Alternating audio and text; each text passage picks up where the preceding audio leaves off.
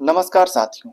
आज की क्लास में 26 अक्टूबर का करंट अफेयर हम लोग पढ़ेंगे जो कि लेटेस्ट है और यहाँ से बहुत सारे क्वेश्चन बनेंगे जो कि आने वाले हर एक एग्जाम में पूछे जाएंगे।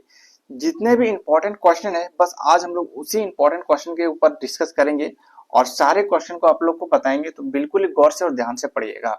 चलिए शुरू करते हैं। पहला प्रश्न है, नीरज चोपड़ा किस खेल से संबंधित है जिन्हें टेरिटोरियल आर्मी में लेफ्टिनेंट कर्नल के तौर पर सम्मानित किया गया है? मोस्ट इंपोर्टेंट है, नीरज चोपड़ा से आपके एग्जाम में हर बार एक क्वेश्चन बनते हैं और इस बार देख लीजिएगा ये क्वेश्चन 100% आपके एग्जाम पेपर में छपेंगे। इसका राइट आंसर बनेगा नीरज चोपड़ा जो है भाला फेंक खेल से है संबंधित। ऑप्शन नंबर बी जो है बिल्कुल सही आंसर है और इसे ही आर्मी में लेफ्टिनेंट कर्नल के तौर पर सम्मानित किया गया भारत के रक्षा मंत्री के द्वारा। चलिए अगला प्रश्न देखते हैं। दूसरा प्रश्न है, रियल टाइम बाढ़ पूर्वानुमान प्रणाली शुरू करने वाला पहला शहर कौन बन गया है? तो पहला शहर बना है चेन्नई। ऑप्शन नंबर बी जो इसका बिल्कुल सही आंसर है।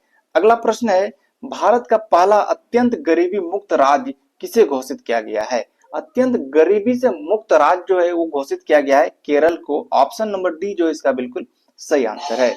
अगला प्रश्न जाकर के है, मलेशिया में आयोजित सुल्तान ऑफ जोहर कप 2025 का किताब किसने जीता है? जोहर कप 2025 का किताब जो है ऑस्ट्रेलिया ने जीता है भारत को हरा करके। ऑप्शन नंबर सी जो है इसका बिल्कुल सही आंसर है। चलिए अगला प्रश्न देखते हैं। पांचवा प्रश्न है, ब्रिटिश अकादमी पुरस्कार यानी पुस्तक पुरस्कार 2025 से किसे सम्मानित किया गया या किसे दिया गया? तो ये जाकर के सुनील अमृत को दिया गया है। ऑप्शन नंबर बी जो है बिल्कुल सही आंसर है।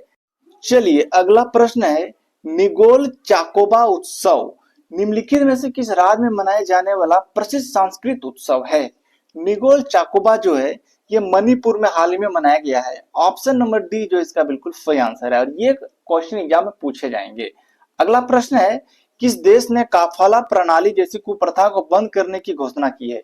काफाला प्रणाली जो है सऊदी अरब ने बंद करने की घोषणा किया है। ऑप्शन नंबर ए जो है बिल्कुल सही आंसर है। चलिए अगला प्रश्न है, इंडियन क्रिकेट एसोसिएशन आईसीए की पहली महिला अध्यक्ष किसे नियुक्त की गई है? मोस्ट इंपोर्टेंट है, आईसीए की पहली महिला अध्यक्ष जो है शांता रंगा स्वामी को नियुक्त किया गया है। ऑप्शन नंबर बी जो इसका बिल्कुल सही आंसर है। बहुत ही इंपॉर्टेंट प्रश्न है। अगला प्रश्न है, इंटरसेक्स जागरूकता दिवस कब मनाया जाता है? तो ये जो है 26 अक्टूबर को मनाया जाता है। ऑप्शन नंबर बी जो है बिल्कुल सही आंसर है। अगला प्रश्न है, किस खिलाड़ी को वर्ष 2025 के लिए गोल्डन बूस्ट से सम्मानित किया गया है?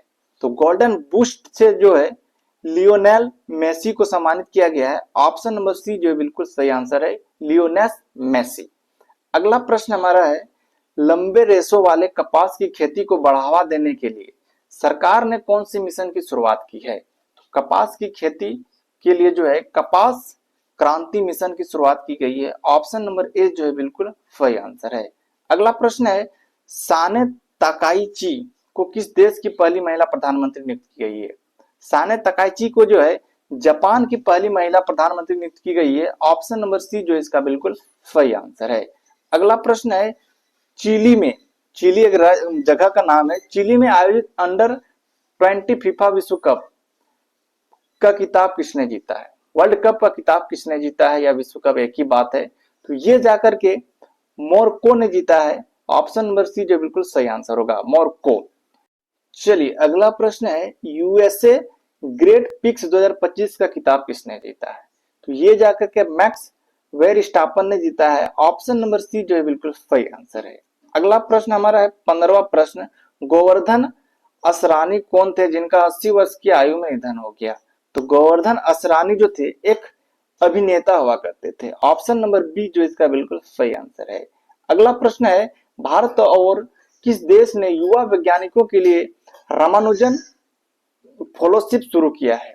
तो रामानुजन फेलोशिप जो है इंडिया और ब्रिटेन ने मिलकर के शुरू किया है। ऑप्शन नंबर डी जो है बिल्कुल सही आंसर है। अगला प्रश्न है, भारत ने चीनी पटाखों की गैर कानूनी तस्करी को रोकने के लिए कौन सा ऑपरेशन शुरू किया है?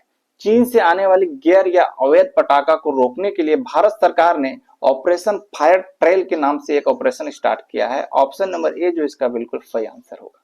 अगला प्रश्न है, किस शहर ने 9वें दीप उत्सव में 26 लाख से ज्यादा दिए जलाकर गिनीज वर्ल्ड रिकॉर्ड बनाया है।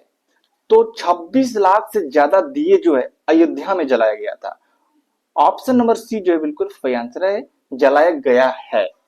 अगला प्रश्न है, भारत अंतर्राष्ट्रीय विज्ञान महोत्सव 2025 का आयोजन कहाँ किया जाएगा? तो भारतीय राष्ट्रीय विज्ञान महोत्सव 2025 का आयोजन जो है चंडीगढ़ में किया जाएगा। ऑप्शन नंबर बी जो है इसका बिल्कुल सही आंसर है। अगला प्रश्न हमारा 20वां प्रश्न है, भारत और ऑस्ट्रेलिया के बीच 25 तारीख को वनडे मैच खेला गया था, उसमें जो है भारत कितने विकेट से जीता था? तो ये आप लोगों के लिए होमवर्क क्वेश्चन है, क्योंकि ये कल ही हुआ है, तो इसका आंसर आप लोग जरूर कमेंट में बताइएगा।